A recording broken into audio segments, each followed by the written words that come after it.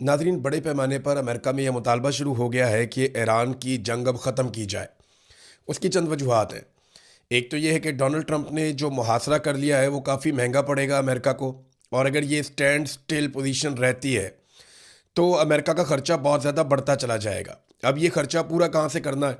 Donald Trump के दिमाग में ये आइडिया है कि अगर मिडल ईस्ट में कारोबार बंद हो जाएगा, या जो गल्फ़ ममालिक की या खलीजी ममालिक की तेल की बड़ी दुकान है वो बंद हो जाएगी, तो फिर वेनेज़ुएला में और अमेरिका में जो तेल है वो बिकना शुरू हो जाएगा और वो खसारा वहाँ से कवर कर लेंगे। अमेरिकन्स को इस आइडिया के ऊपर पूरी तरह से एतबार नहीं है। वजह यह है कि अमेरिका दुनिया में बहुत दूर है, अपना तेल बेचना है तो आपको अपनी मार्केटिंग करनी चाहिए। दूसरी जगह पे प्रॉब्लम क्रिएट करके आप अपने इत्तेहादियों को नाराज़ करेंगे और अमेरिका दुनिया में तनहा होता चला जाएगा। जंगबंदी के लिए कैलिफोर्निया के गवर्नर ने भी एक स्टेटमेंट दिया। उन्होंने कहा जी फौरी तौर पे जंग बंद की जाए। इसके अलावा जो है वो आपको पता है न्यूयॉर्क का मेयर है वो पहले ही खिलाफ है। फिर डेमोक्रेट जो सेनेटर हैं चक शूमर, उन्होंने भी मुतालबा किया है। यक के बाद दीगरे मुतालबात सामने आ रहे हैं।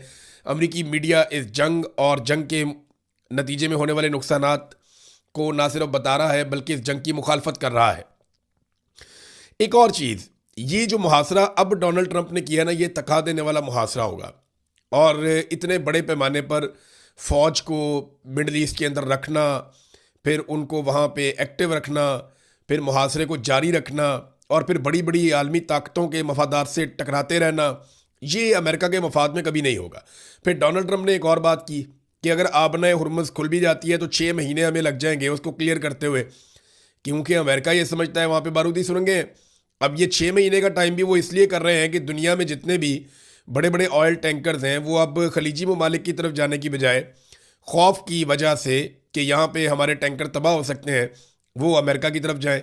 वो वेनेज़ुएला से और अमेरिका से तेल लें जहाँ पे अमेरिकी कंपनियाँ काम कर रही हैं और इससे अमेरिका पैसा बनाए।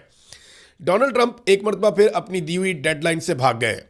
और देखें, कल मैंने आपको ये खबर दी थी अपने पिछले वीलॉग में, जो सुबह आपने वीलॉग सुना उसमें मैंने आपको ये बताया था कि इसराइली चैनल 12 ने यह दावा किया कि इसराइल को अमेरिका ने यह बताया है या वाइट हाउस ने यह आगाह किया है कि डोनाल्ड ट्रंप 3 से 5 दिन तक देखेंगे और एतवार तक की एक डेडलाइन है। लेकिन अभी डोनाल्ड ट्रंप ने कहा जी कोई डेडलाइन नहीं है, क्योंकि डोनाल्ड ट्रंप को एक बात समझ आ गई है गुज़िश्ता 24 घंटों में कि ईरान किसी किस्म की लचक नहीं दिखा रहा। इस हवाले से ईरानी सदर का एक स्टेटमेंट भी है, वो स्टेटमेंट भी आपके सामने रख देता हूँ कि वो किस तरीके से इन चीज़ों को देख रहे हैं और कैसे सख्त बयानात इस माहौल में भी दे रहे हैं। उनके वज़ीर ख़ारजा का स्टेटमेंट है, उनके मुज़ाकराती कमेटी के हेड कालीबाफ, उनका भी स्टेटमेंट है, लेकिन सदर का स्टेटमेंट इस वक्त सबसे ज़्यादा इंपॉर्टेंट है। तो डोनाल्ड ट्रंप ने डेडलाइन फिर ख़त्म कर दी। उनको आइडिया है कि डेडलाइन जब ख़त्म होती है तो मेरी बहुत बेइज्जती होती है, क्योंकि देखें ना, एक डेडलाइन दी डोनाल्ड ट्रंप ने 2 दिन की, फिर एक और डेडलाइन दी 5 दिन की, 6 दिन की, फिर एक और डेडलाइन दी 2 हफ्ते की, फिर एक और डेडलाइन दी जनाब कि मैं मज़ीद डेडलाइन दे रहा हूँ। और अब जनाब डोनाल्ड ट्रंप ने फिर खुद से एक और डेडलाइन दे दी है कि जनाब मुझे तो पाकिस्तान ने कहा था तो मैंने ये डेडलाइन दे दी है। तो पाकिस्तान का क्या है? शहबाज शरीफ का तो आप लोग सब जानते हैं, उनको डोनाल्ड ट्रंप कहता रहेगा और वो रिक्वेस्ट करते रहेंगे और डोनाल्ड ट्रंप डेडलाइन बढ़ाता जाएगा। ना इससे ईरान के ऊपर कोई फ़र्क पड़ेगा, ना दुनिया के ऊपर कोई फ़र्क पड़ेगा, ना इससे जंगबंदी होगी। बहरहाल डोनाल्ड ट्रंप ने कहा 3 या 5 दिन की बातें गलत हैं, कोई डेडलाइन मेरी तरफ से नहीं है, ताकि जो 3 या 5 दिन के बाद शर्मिंदगी होनी है वो शर्मिंदगी से पहले ही बचा जा सके। अमेरिका के अंदर इख्तलाफात बढ़ते चले जा रहे हैं। अमरीकी नेवी के वजीर जो हैं वो मुस्ताफ़ी हो गए हैं। ये अब छोटी चीज़ें नहीं हैं, लगातार ऐसा हो रहा है अमेरिका में। अमरीकी नेवी के वजीर अचानक अपने ओहदे से मुस्ताफ़ी हो गए, और ये सिर्फ नेवी के वजीर नहीं है बल्कि बहुत बड़ी तादाद में अमरीकी फ़ौज की कमांड भी इनके पास है। ये ज़िम्मेदार हैं अमरीकी फ़ोर्सेस के लिए, उनकी नेवी के लिए, उनके सील्स के लिए। और इन्होंने अचानक से जनाब इस्तीफ़ा दे दिया। इससे पहले भी 1-2 बड़े इस्तीफ़े आ चुके हैं। तो डोनाल्ड ट्रंप के ऊपर दबाव इन चीज़ों से बढ़ रहा है, क्योंकि इस वक्त नेवी का इस्तेमाल किया जा रहा है। ऐसे माहौल में अमरीकी नेवी के वजीर का इस्तीफ़ा आ जाना, इससे पहले आर्मी चीफ को फारग कर दिया जाना और मुख्तलिफ इस तरह की चीज़ें जो है वो ये बता रही हैं कि ईरान में इख्तलाफात उससे शदीद नौयत के नहीं हैं। हालांकि उनके ऊपर बहुत तबाही हुई है, जितने शदीद नौयत के इख्तलाफात जो हैं वो अमेरिका में पैदा हो चुके हैं। ईरानी सदर का स्टेटमेंट मैं आपको बता रहा था। ईरानी सदर ने कहा है जी कि हकीकी मुज़ाकरात में बुनियादी रुकावटें वादों की खिलाफ वर्जी है, नाकाबंदी और धमकियाँ हैं। देखिए, जब पाकिस्तान के फील्ड मार्शल गए थे ना ईरान में, तो उस वक्त ईरान ने कुछ मुतालबात किए थे जो बड़ी जायज़ मुतालबात थे, और फील्ड मार्शल ने कहा जी मैंने अमेरिका से बात कर ली है, और उन्होंने अमेरिका से बात करके ईरान को यकीन दहानी करवाई थी कि ये चीज़ें हो जाएंगी। जबकि अमेरिका ने जो मुतालबात किए थे उस पर फील्ड मार्शल ने ईरान ने जो जो चीज़ें तस्लीम की वो अमेरिका को बता दी थी।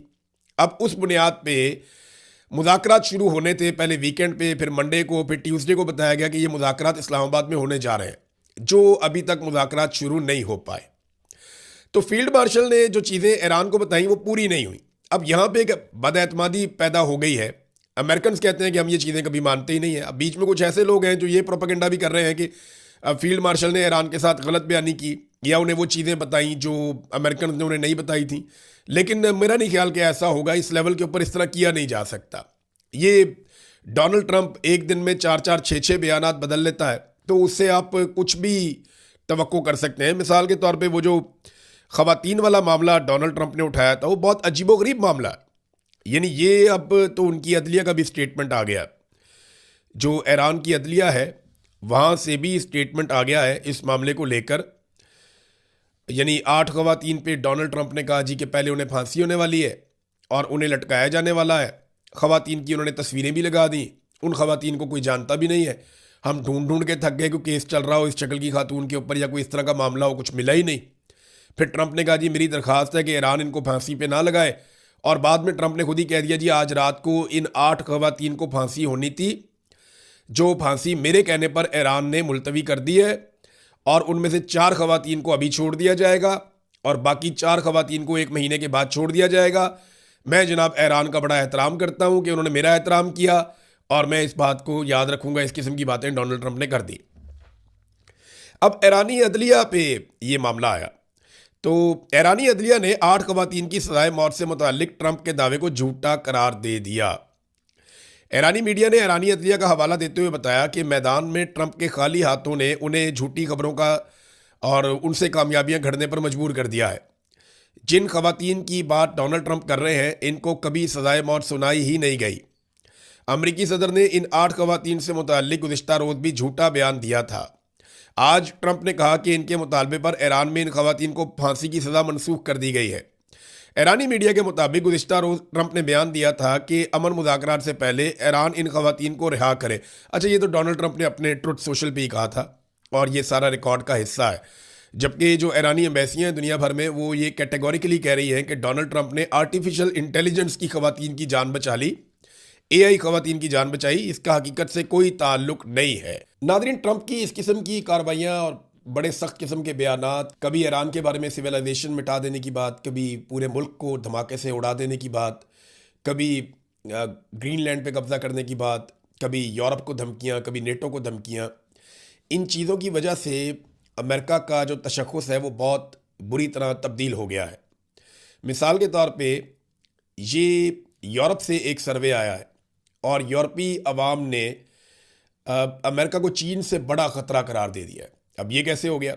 यूरोप में किए गए एक हालिया सर्वे में इंकशाफ हुआ है कि अमरीकी सदर डोनाल्ड ट्रंप के यूरोप मुखालिफ बयानात के बाद यूरोपीय अवाम के ख्यालात में बहुत बड़े पैमाने पर तब्दीली आ गई है।